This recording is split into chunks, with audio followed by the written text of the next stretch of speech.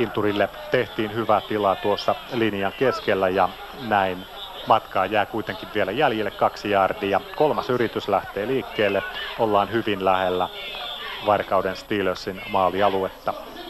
Tässä nähdään, kuinka tuolta linjamiehet ovat saaneet raivattua Kinturille hyvän tien. Yksi vastustajan puolustaja vielä liukastuu kentän pintaan. Kinturi kuitenkin sukeltaa lävitse.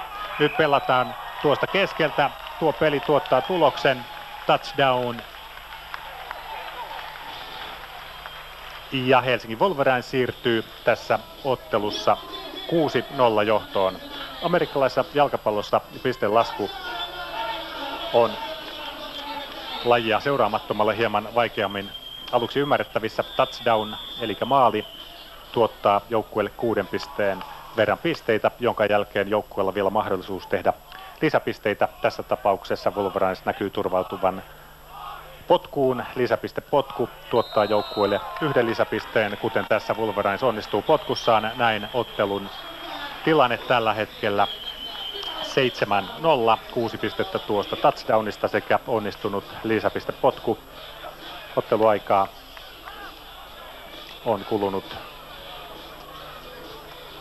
reilut 4 minuuttia ja tuo ensimmäinen drive tuotti välittömästi tulosta. Lisäpistepotkussa on mahdollista myöskin pelata pallo sisään aivan normaalin pelin tavoin, mutta tällä kertaa kuitenkin pallo potkaistiin mallikkaasti tuosta maalihaarukan lävitse ja näin tulokseksi 7-0. Lukemat edelleenkin Wolverinesille 7-0 ja näin ensimmäisellä yrityksellä Steelers lähtee eteenpäin. Tällä kertaa pelirakentaja Westerberg tippuu alas heittopeliä varten ja pitkä heitto tulee, mutta kaikki palloa vastaanottavat pelaajat ovat jo päätyrajan ylittäneet. Vaikka joku heistä olisi pallon saanut haltuunsakin, ei tuosta tilanteesta olisi syntynyt yhtään mitään. Ja kuten aina epäonnistuneen pelin jälkeen pallo viedään takaisin samaan aloituspaikkaan.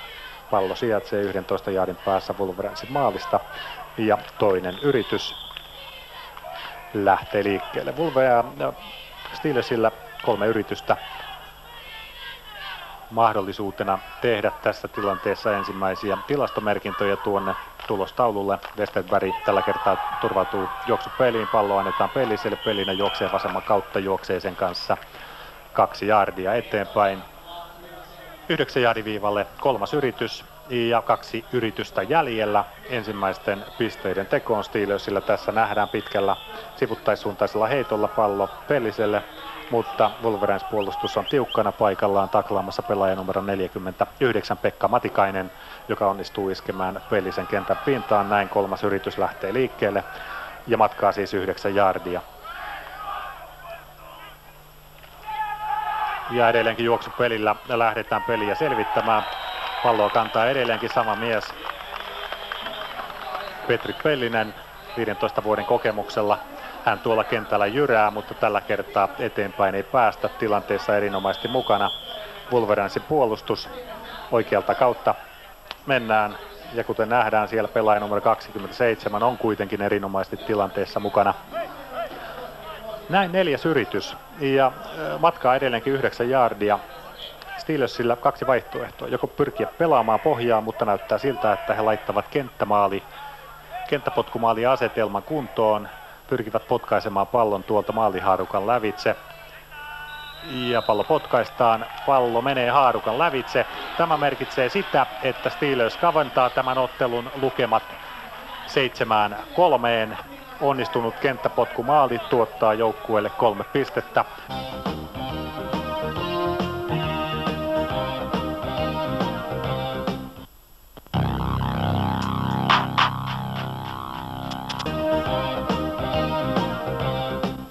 Panoksena on nousu Vaahteraliigaan, amerikkalaisen jalkapallon ylimmälle sarjatasolle. Ja tämän ottelun häviäjällä on vielä mahdollisuus samaan suoritukseen kuin voittajallakin, eli saavuttaa paikka Vaahteraliigassa, mutta se edellyttää karsintapelin voittamista. Tänä vuonna Vaahteraliigassa karsian tilaan jäi Oulun Northern Lights. Joka tapauksessa nyt Wolverines johtaa ottelua. Toisella yrityksellä pyritään heittopeliä eteenpäin. Pallon saa haltuun pelaaja numero 20 ja kipittää tuolta oikeaa laitaa pitkin. Pallo ja pelaaja etenevät, mutta eivät vielä riittävästi uusiin yrityksiin. Tuo laitahyökkäjä oli Santtu Erkkilä.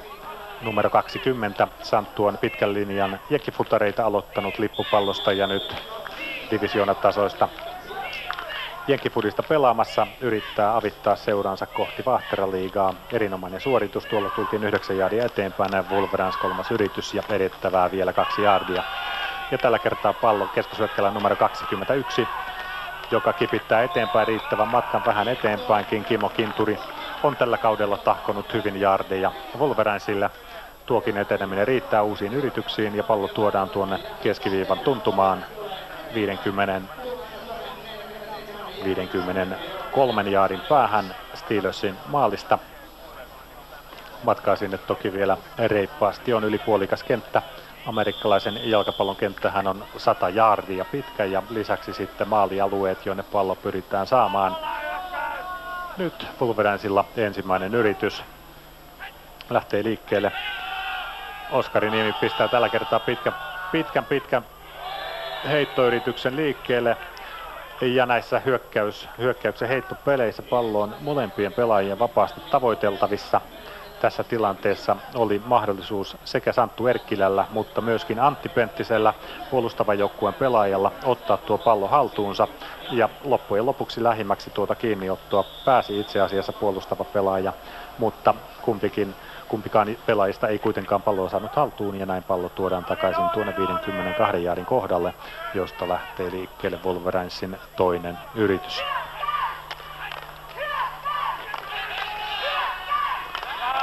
Ja hyvä tila tehdään tuolle keskelle.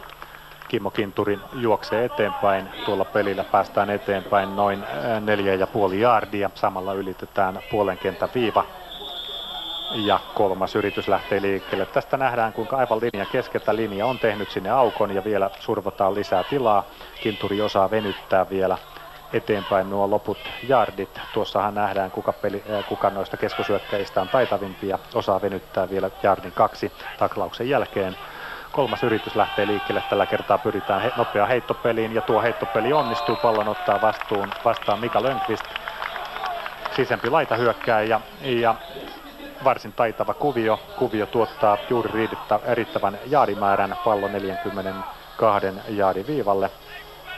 Oskari Niemi etsii vapaata pelaajaa, loppujen lopuksi sisempi laittahyökkääjä Lönnqvist on tuolla keskellä ja hän on juossut oikean kuvion, joka riittää jaardimäärän täyttymiseen. Näin Wolverines pääsee liikkeelle uusilla ensimmäisellä yrityksellä. Niemi ottaa pallon tällä kertaa, juoksupeliä pyritään rakentamaan tuosta keskeltä. Kinturi saa pallon haltuun ja pyrkii vielä maahan kaatuessaankin takaperin menemään eteenpäin, mutta kun ei, niin ei. Steelersin puolustus on tällä kertaa parempi. Ja näin Kinturi pysäytetään puolen jaardin etenemisen jälkeen 41 jaardin viivalle. Kohta nähdään, kuten Kinturi vielä selkä edellä tuossa yrittää eteenpäin, mutta käsi ja polvi on siinä maassa käyneet jo, joten eteenpäin ei tuosta massan läpi mennä ja näin Wolverinesin toinen yritys lähtee liikkeelle. Tällä kertaa Niemi tippuu alas heittoa varten. Pallon saa haltuun Petri Lujanen, keskushyökkääjä numero 22 ja venyttää. Hänkin venyttää, kuten hyvä keskushyökkääjä osaa tuon tehdä, venyttää vielä 1 jaardin enemmän, mutta aivan ei saada tuota vaadittavaa jaardimäärää täyteen. Se oli 8 jaardin suoritus. Ruutireidet eivät purreet kentän piittaa riittävästi ja näin vielä jaardimatkaa jää mentävää. Lujanen yrittää väistää tämän taklauksen, onnistuu pyörähtämään ja taklausyrityksen jälkeen vielä nähdään, kuinka hän venyttää